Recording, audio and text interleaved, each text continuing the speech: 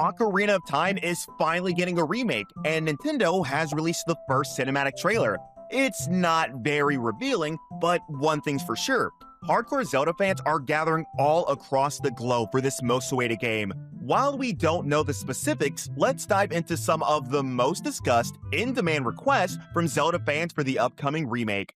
Starting with the mystical region of Hyrule, fans were awed by the insane depth of Hyrule Field in the original game. But that was 1998, and gamers have very high standards for remakes of the classics. So now the expectation is a much more realistic hub with unique enemy patrols, merchants, ruined watchtowers, wildlife, and basically stuff that convinces us to spend a fortune on a game that isn't on PS5 or Xbox. I mean, free roaming in Breath of the Wild was probably the best feature of the game, and for that to happen in the remake, we want an expanded region to play around. One of the core areas of the original was in the Castle Town. In the original game, it was just a couple of alleyways, streets, and shops unknowingly guarding the Temple of Time. Now, don't get me wrong, this was dope back in 1998, but hey, if you want us to grab a couple recovery hearts in the remake, you've got to give this place a soul. Visible residential regions, a couple of caravans, more interactable NPCs, creative side quests for those hyper-social gamers, and at least a couple more districts added to the Castle Town. Is that too much to ask Nintendo? And don't even get me started on the Kokiri Forest and Lost Woods. We want more Child Link's quest and the expanded Kokiri narrative before the events of the game. We all know about the limitations of the original Nintendo 64. Many of the expansions fans want today are things Nintendo likely wanted in 1998, but couldn't fit into the hardware budget. So let's give the cut content its well-deserved attention. The Wind Temple, for me, was the biggest opportunity unavailable in the original game. In the game files, it was mentioned in internal assets. Then there were the wind-themed medallions. Fans also noticed the wind symbols around Ganon's castle. Here's how I would bring back the Wind Temple. I would introduce the temple as a late-game sage dungeon and link it to Sacred Forest Meadow. And it wouldn't even hurt those "I like my lore straight" guys who already have enough speculations about this dungeon in their small lore diaries. Surely it would only be a great surprise to them. What really left me unfulfilled was the Ice Temple. In the original brainstorming sessions by Miyamoto's team, the Ice Temple was designed as a standalone dungeon. I don't know about you, but I would love an Ice Sage mini-plot with expanded puzzle territory. Then there was the biggest what if in Zelda's history, the Ura Zelda version that was even officially announced by Nintendo. They had planned the expansion of Hyrule using the storage capacity of the Nintendo 64 DD. However, Nintendo 64 DD failed wonderfully, and we didn't reach the promised land of Hyrule 2.0. But it's the era of Nintendo Switch 2, and we're way past those storage barriers and whatnot. Even though we got a broken version of Ura Zelda in the Master Quest, this remake is their next best chance to relive that expansion dream for Link's adventures in Hyrule. And if we're talking in pure RPG terms, let's not forget the Sage Medallions that were turned into basic collectibles in the original game. For items of such great narrative significance, these medallions are just fancy decoration items in your inventory. All I'm saying is that instead of leaving the abilities section to the Great Fairy, they should include elemental buffs for each collected medallion. Nothing fancy, of course. For example, Saria's Force Medallion could grant immunity to poisonous plant monsters in Kokiri Forest, or Ruto's Water Medallion could give you swimming buffs like greater lung capacity so that you can utilize underwater passages. Really, these medallions represent a whole world of creative possibilities Nintendo can easily work with. Now, let's discuss one of the most fundamental features of the original game, the Z-targeting. Back in 1998, when the gaming industry was newly introduced to 3D, this targeting feature solved Zelda's biggest problem, constantly moving around to find where to kill and what to kill. But here's the concern. With the modernized controller for Nintendo Switch 2, Z-targeting is no longer necessary, but is Nintendo willing to evolve this feature into something else? And the bigger question is, Are Zelda fans willing to accept this change? My personal opinion is not to change the Z targeting, it should remain untouchable. Instead, Nintendo should focus more on the combat sequences surrounding this targeting method. I wouldn't touch such a revolutionary mechanic that influenced modern-day bangers like Souls-like games, Kingdom Hearts, and even the dance combat sequences in the Batman Arkham series. One suggestion that fans all agree on is to improve the sword fight sequences with a much more significant dodge parry system and reactive enemy AI to give the combat sequences a soul. To all the Nintendo guys watching this video, we want evolution, not reinvention. You guys have already set the standard pretty high. Enjoying the video? Do leave a like and subscribe to the channel. Link will put on the bunny hood if you do. Next, we must address the elephant in the room, or rather the baby elephant in the room that just escaped the Temple of Time. In the original game, the use of time travel as a narrative core was brilliantly done. Starting from a happy, peaceful region to deserted towns, frozen wastelands, and misery all around. But that was in 1998.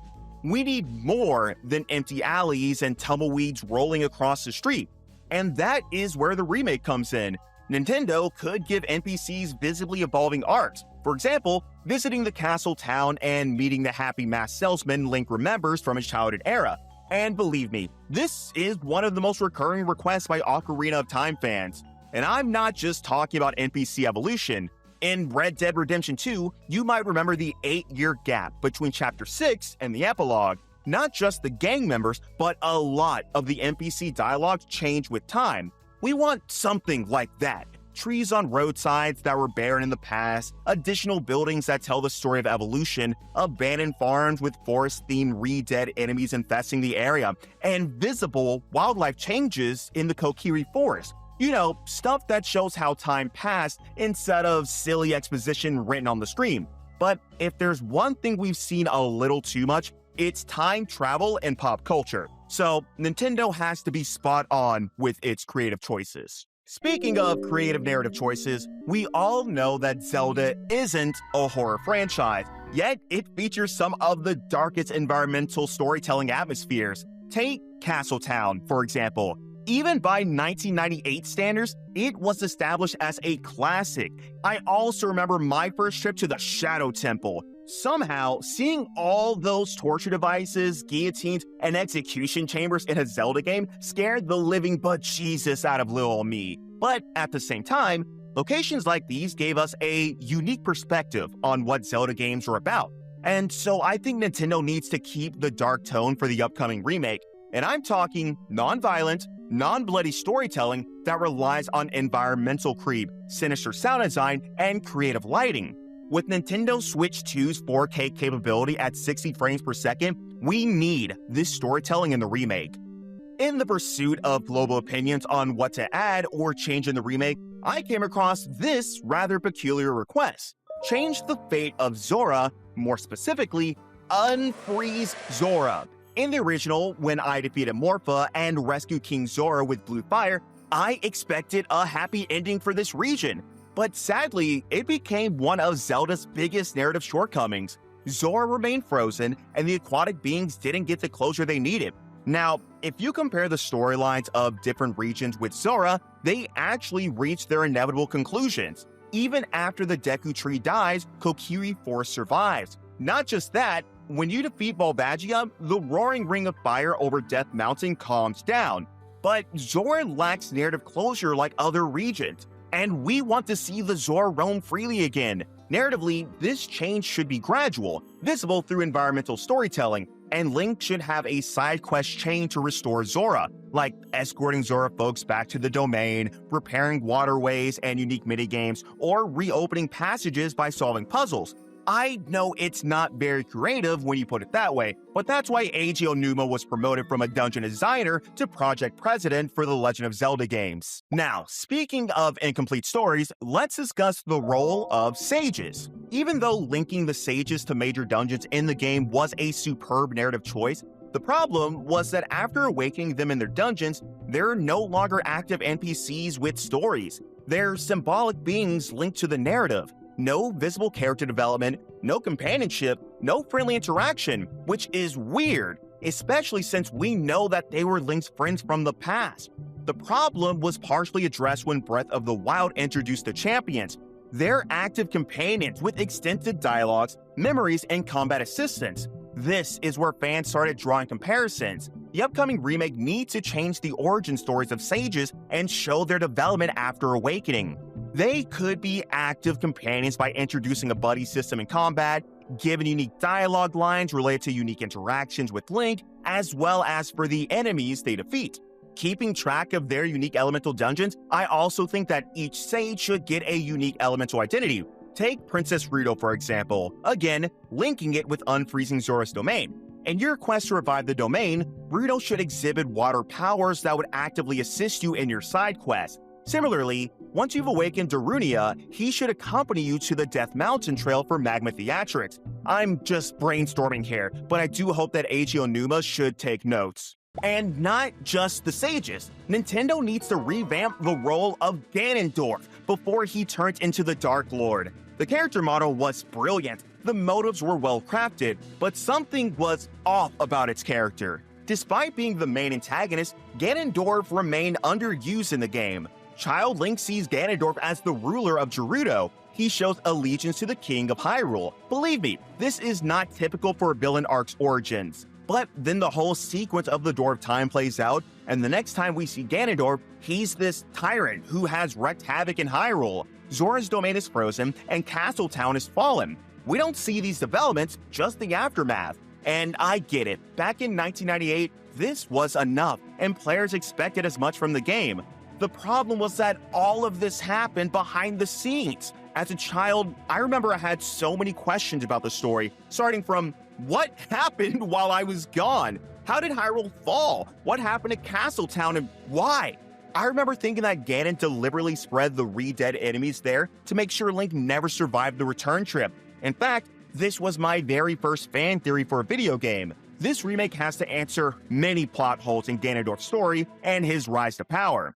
Do share your thoughts on what you expect from the remake. Like the video and subscribe to our channel for more awesome content. Ciao for now.